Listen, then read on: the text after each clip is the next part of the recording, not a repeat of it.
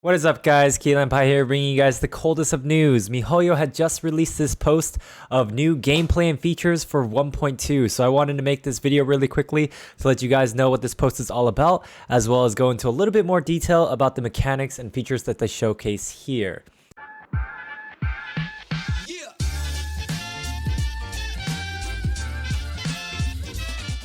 So to start off with, for those that don't know, version 1.2 will have a new area called the Dragon Spine area. This is actually already in the game if you do not know. It is south of the Mondstadt region, and it is this large snowy mountain area which will take about this size. And when we go back over to the post here, you'll see that this area has one shrine, which will be the shrine that you need to activate and expand the map to show the rest of the region, as well as many waypoints. This little icon here is the Stormbearer tree.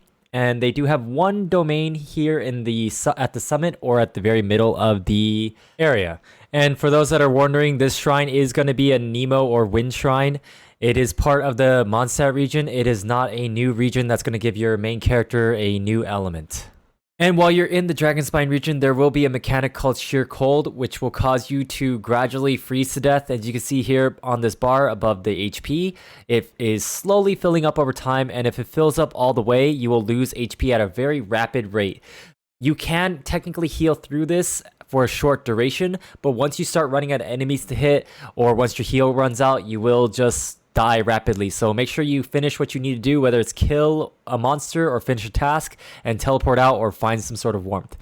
There will also be other mechanics in the Dragonspine region which will cause you to freeze to death a lot quicker, such as swimming.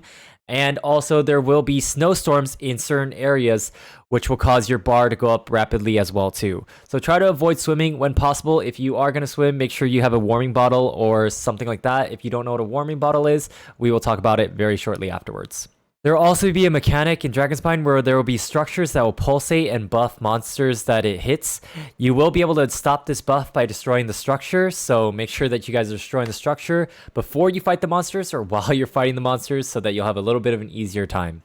One big thing to take note of is that even though the Dragonspine region is inside the Mondstadt area, you will not be able to use either the Liyue or the Mondstadt treasure compass to help find the chests in the mountainous area. In 1.2 Pioneer testing, you were able to use the Mondstadt treasure compass to go find the chests. However, a couple weeks into the testing, MiHoYo had actually disabled that feature. I guess they are disabling it so that the Dragonspine region has more content to find and explore the chests on your own without having a little gadget to show you the way. And even if you can't use the Mondstadt treasure compass, I still recommend everyone get Mondstadt to reputation level 6 so that you can get the portal waypoint as well as other gadgets that will help you traverse Dragonspine and combat Sheer Cold.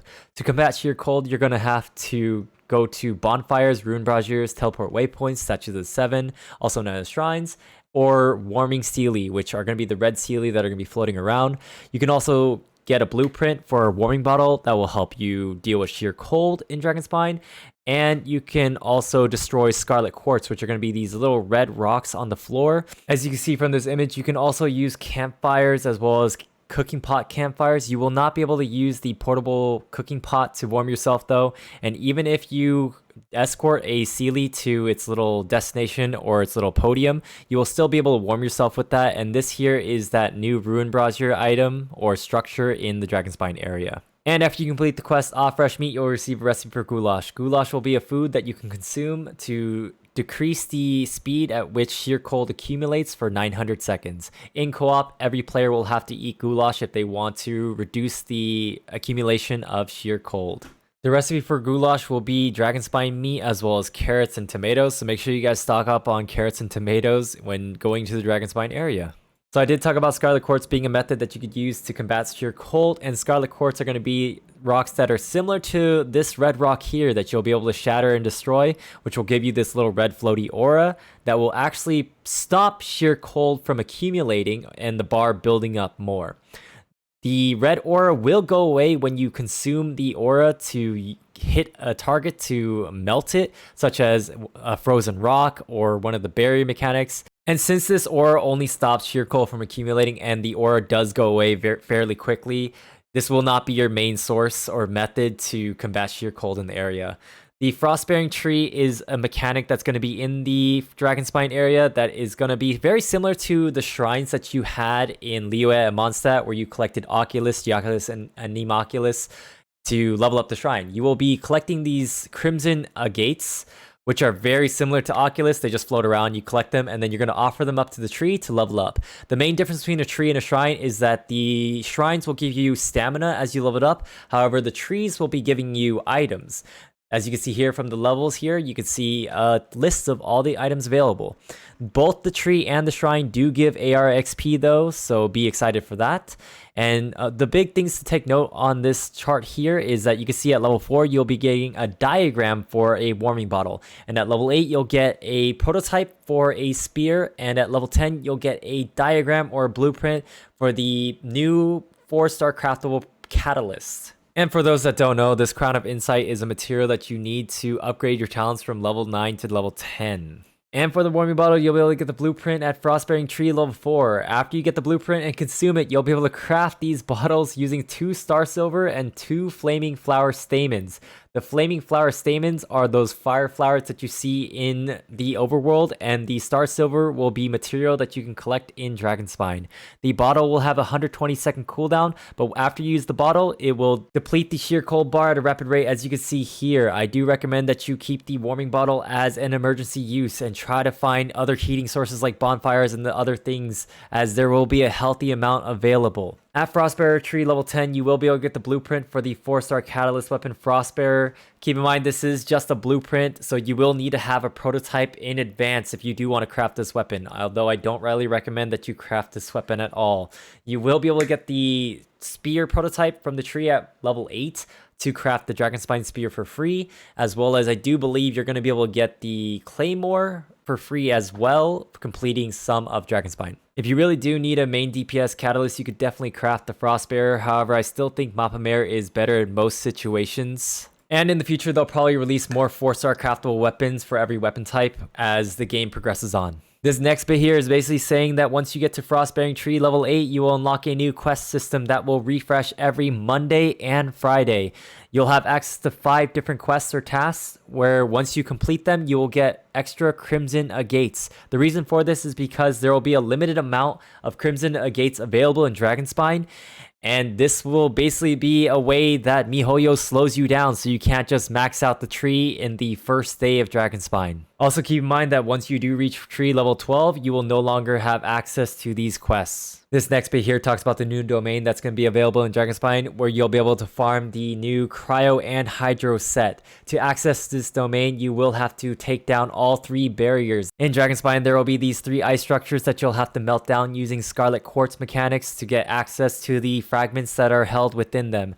After you melt down these ice structures, you will pick up this fragment and it'll shoot up in the sky and take down these barriers that impede your progression into Dragonspine. You can see here on this picture the location of each of these barriers or ice structures. As for mechanics in the domain, you will still be accumulating sheer cold, so you will still freeze to death in the domain. In the domain, there will be platforms that will have a warming effect as well as a freezing effect. If you stand on a platform that has a warming effect, you will deplete your sheer cold. If you stand on a sub-zero platform, you'll accumulate sheer cold a lot faster, so make sure you are trying to stay on the warming platforms the entire time of the domain, if possible. And lastly, we'll be talking very briefly about the main event in 1.2, the Chalk Prince and the Dragon event. During this event, you'll be getting a free 4-star longsword that will have energy recharge main stat, as well as for the passive, it will have elemental skill damage, as well as elemental skill crit rate. This will be a very good weapon for free to play and pay to play alike, so make sure that you complete the entire event. This weapon will be very well utilized on Bennet and Xingqiu, as well as any other longsword support. As you complete certain quests in the event, the Festering Fang will have bonus effects for the character that wields the Festering Fang weapon. However, this will only be active in the Dragonspine region and only active during the event. What is kind of interesting is that in 1.2 Pioneer testing, the Festering Fang actually had another bonus effect where if Albedo was equipping the weapon,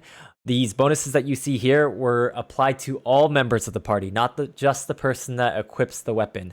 I do wonder if they are going to be removing that in launch because it is a little bit pay to win, but it is only for the event, so I don't really see too much harm in that. Another nice thing to take note of is that during the event, the Festering Fang weapon will receive weapon enhancement XP bonus, so make sure that you level up your Festering Fang during this time, so stock up on your ore and your stones before the event ends. And I do want to give a quick apology for calling it Festering Fang. It does appear that they did change the name to Festering Desire. As you see up top where it says Festering Fang in the URL, they did call it Festering Fang in the Pioneer testing.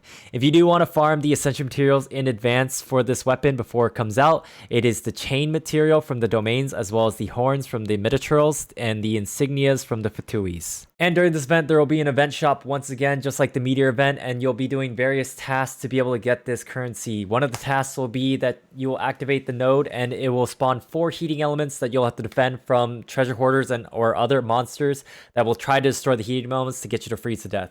The other task will be a Sealy escort mission. It'll be very similar to the daily quest where you escort the balloon around. And the last one will be a task where you fight a mutated or a buffed Cryo Regisvine. This stone that you see here called the Festering Dragon Arrow will be an item that you can use to refine the Festering Desire weapon. In the first shop, you'll be able to pick up one of this item. The second shop, you'll be able to pick up another one. And in the third and final shop, you'll be able to actually pick up 2 of the marrows, resulting in a refined 5 Festering Desire. So I do hope everyone will be able to come out of the event with the level 90 refinement 5 Festering Desire weapon. It is also interesting to note that it does say here that after unlocking the Dragonspine area, travelers do not need to consume original resin to participate in the event.